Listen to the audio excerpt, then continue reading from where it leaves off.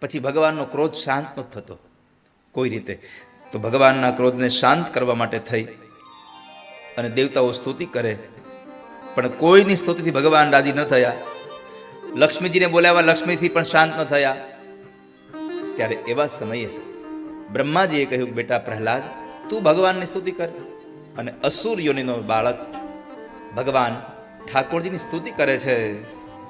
ભગવાન, હું અસુર યોનિનો બાળક શું તમારી સ્તુતિ કરું? પણ મેં સાંભળ્યું છે કે તમે તેજ, ઐશ્વર્ય, સંપત્તિ, બળ, યજ્ઞ, પૂજા આનાથી પ્રસન્ન થનારા નથી. તમે તો કેવલ પ્રાર્થનાથી પ્રસન્ન થનારા છો. હું તમારી પ્રાર્થના કરું છું, આપ શાંત થાવ.